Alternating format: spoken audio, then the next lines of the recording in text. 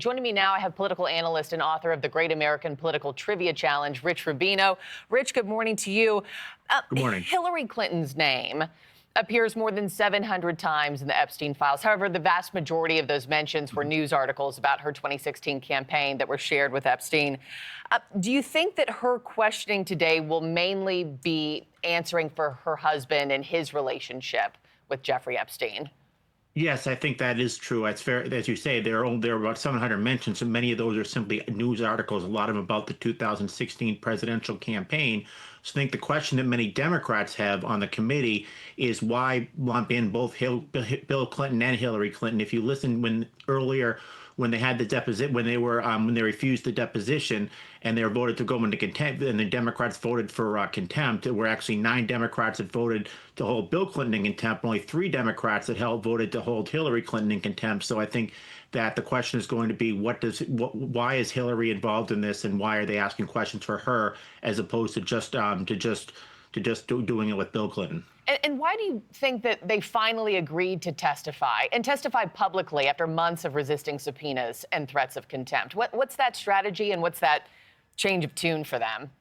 I think they were trepidatious that there was going to be some sort of potentially, there could be a fine, there could be a jail time, and just what this does to their public image. Optically, people are wondering, if they have nothing to hide, why don't they just go through with the deposition? I think they kind of swallowed some bile, if you will, at the end, and decided they were going to go through with this, and they're going to go through with the testimony. And it'll be very interesting to see what happens today and what happens tomorrow as well. But we also have to talk about the Republicans in this, too. I mean, they've been clawing for transparency from the Clintons for years.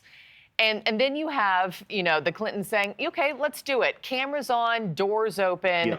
And the Republicans say, no, we're going to keep the doors closed and we'll release the videos later on. I mean, Rich, you know better than anybody, this would be one of the most watched moments on television. Why not hold this on live TV? Yes, absolutely. And I think the Clintons really have a point there. Why not hold this on national television? The last time this happened, Gerald Ford talking about the bicentennial, former president in 1983. Before that, Theodore Roosevelt had testified, going all the way back to John Tyler, who was president from 1841 to 1845, actually testified about his Secretary of State, Daniel Webster. But this is something, certainly from an optical standpoint, that absolutely everybody would be watching.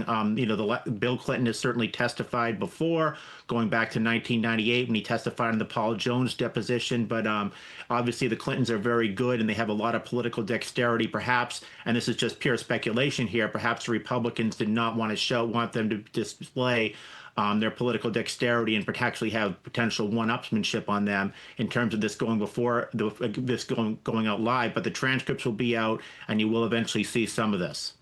I think a lot of people are hoping they'll see all of it, that the videos Yes. will be released in full. Just before I let you go, tomorrow President Clinton will be in the hot seat. He'll testify tomorrow. What information do you see coming from him, just considering the fact that he does have a history of flying on Epstein's plane, having dinner with Ghislaine Maxwell? Is tomorrow going to be much different from today?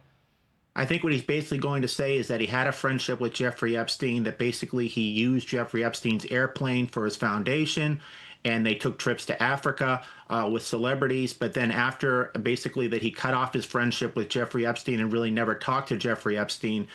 Jeffrey Epstein did make 17 visits to the White House, but a lot of that was through Mark Middleton, who was an aide to Chief of Staff Mac McClarty. So basically, he's going to say that this was an acquaintance that he basically cut off a friendship with, and really had no knowledge of the abhorrent crimes that Jeffrey Epstein was charged with. 2 big days ahead here. We'll see what comes of them. Rich Rubino, as always, thank you, sir. Thank you.